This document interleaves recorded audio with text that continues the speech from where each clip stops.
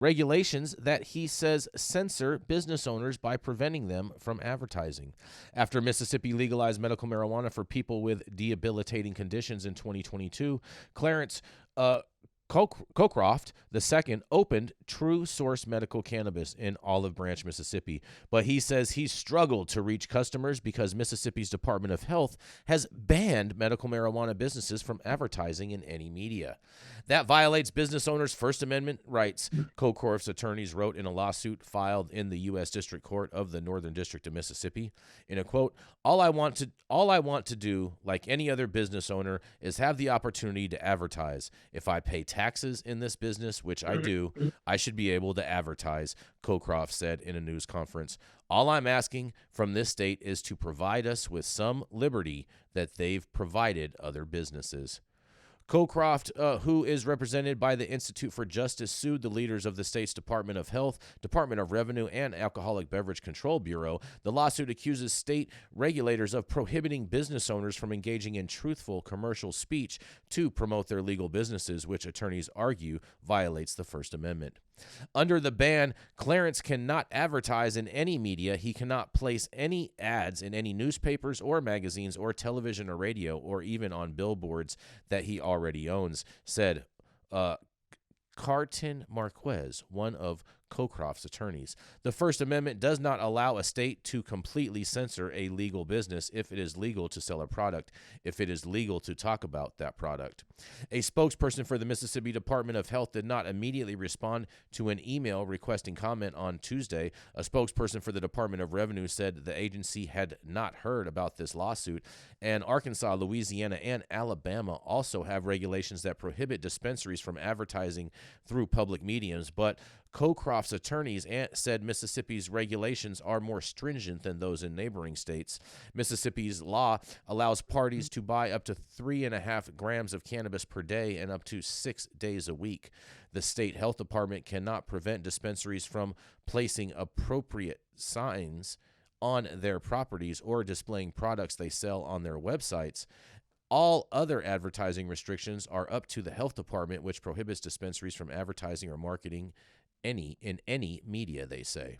The state government cannot simultaneously authorize the legal sale of a product or service while forbidding the truthful advertising of a said product, Marquez said, and no law, state or federal, justifies the censorship in this case. When Cocroft started True Source, he says he budgeted for advertising and purchased a few billboards in highly trafficked areas in northern Mississippi, and he has been leasing the billboards to other businesses and relied instead on word-of-mouth recommendations to reach potential customers. In quotes, it's simply unfair that every other legal business in Mississippi is allowed to advertise while I have to rely on word-of-mouth, Cocroft said. What do you think about this, Dale? I'm so glad you are here today to share your thoughts about this. Well, this is an interesting problem because commercial speech is looked at differently than individual speech. Even though businesses are called a person Hold on, I legally, thought corporations are people too. well, they are, but they're not treated the same everywhere, and nor should they be. But this is commercial speech, and the strict prohibition, I think, is where the Mississippi is going to have some trouble here.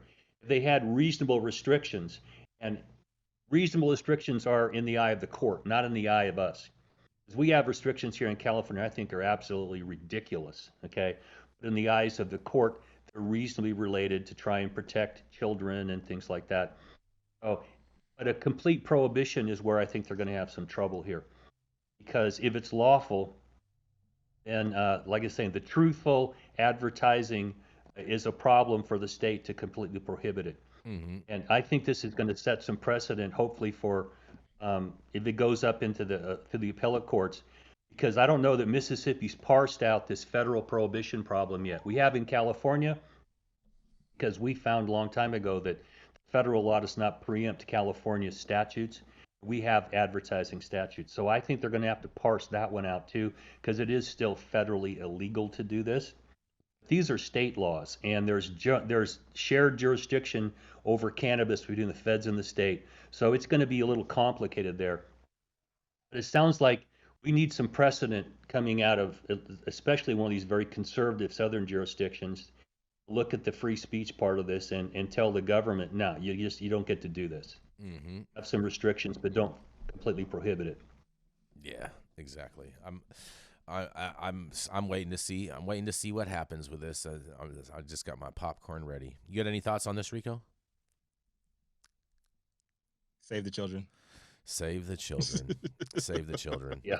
Yes. They got better weed than their parents do. Yeah. Yes, they do. on- And I pray that my daughter will have better weed than I have. Yeah. Well, if she's stealing yours, she won't. Mine used to pinch my weed all the time, the little shits. Well, I have one last Now headline she's for you. happily married. I have one last headline. I'm just going to read the headline. If you guys want to read it, you can go over to our website at www.highat9news.com. But I think you are going to love this one, Rico. New York's cannabis regulators know out-of-state brands are breaking the rules, but the agency is giving all the trappers a present because the agency won't enforce until 2024. It says. Oh my God, New York, you are something else. Man, oh man, oh man. What do you think about that, Rico? They said they're not going to do any enforcement on out-of-state brands until 2024. Now, granted, that's only a couple months away, but nonetheless, I mean, they just kicked the can. Hey, you know what? You guys can trap as hard as you want. Get your money for the holiday season, and then come January, February, we're coming after you. Yeah, y'all got a month and a half to do whatever the hell y'all want, and who knows? January 1st, it might crack down. It might be December 30th of 2024, but it ain't happening until next year. This is like big shout out to the cops, these new age cops. I see them like in instances like this. I see them like the younger generations, right? Just snitching on themselves. Mm-hmm. I mean, they do that quite often. That is for sure. You're just inviting crime by saying we're not going to enforce until 2024. So go ahead, trap all you want. Yes. Go ahead. Go hard. The trap is alive and well. No enforcement till 2024, you guys. Congratulations. Here's your holiday present from us. Just like you can invest in legal cannabis businesses, the ones that are publicly trading. I wish you could. I want to hedge on the trap. Hedge on the trap. Yeah.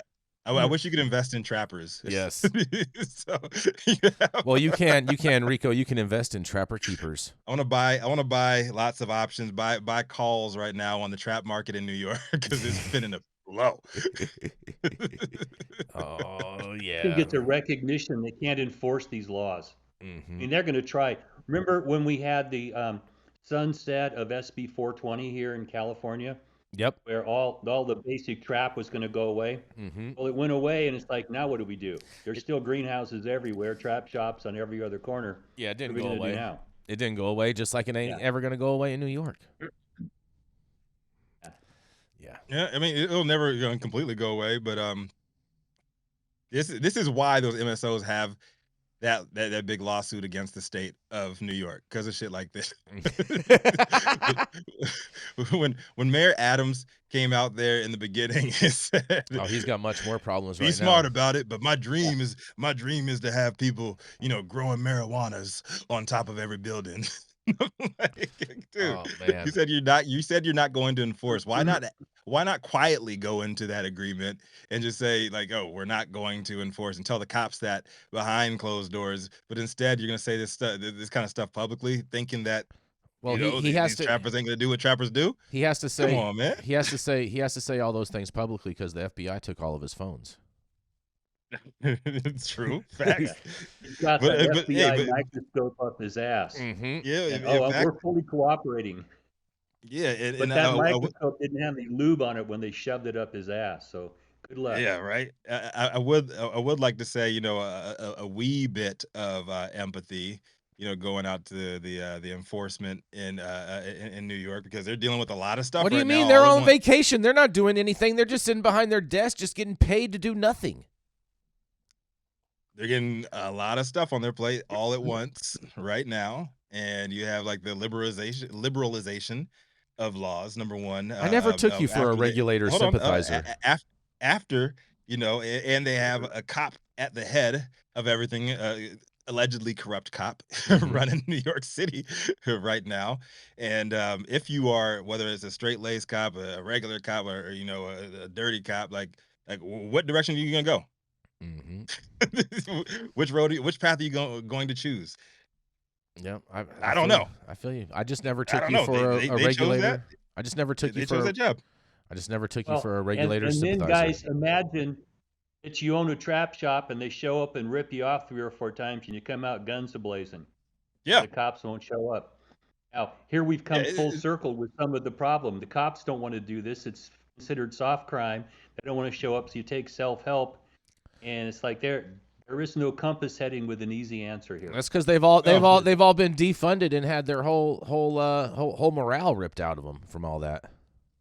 I mean, I wouldn't even take it that far, man. I would say, like they were doing a lot of messed up things, and it was going unchecked for far too long, Hmm. and the pendulum swinging in the I, opposite I direction I right do now. agree that there are bad apples in law enforcement, but I do believe that there's far more It's good not just apples than there bad are bad apples, apples. man. It's like whole damn departments. And so like I get visibly shook. Like I get pissed off when I hear people say, "Oh, it was a bad apple." Like, no, there's a bunch of fucking bad cops. Let's keep it a buck. The data does not equate to like, oh, there's one bad apple. Like, oh, there's always I one. didn't say Like one. I didn't say one. I think it's it instance takes after. it takes more to There's tango a lot than of one. rotten apples. Monsanto has screwed over that crop. Apples are all bad So when it there, comes to this situation. And if you look at history, like there's a lot of bad people in charge that are doing bad things. Well, where New York is right now, like I don't know, man. I see a lot of the same shit going on here in LA. Um, and unfortunately, you're gonna have more stories like Derek Hubbard hmm popping up all around the U.S. just because the current state of affairs, and you have people that want things in a fascist state, and then you want people that want things with like no rules whatsoever. And I don't know, man. I don't know where we are, but things are getting heated.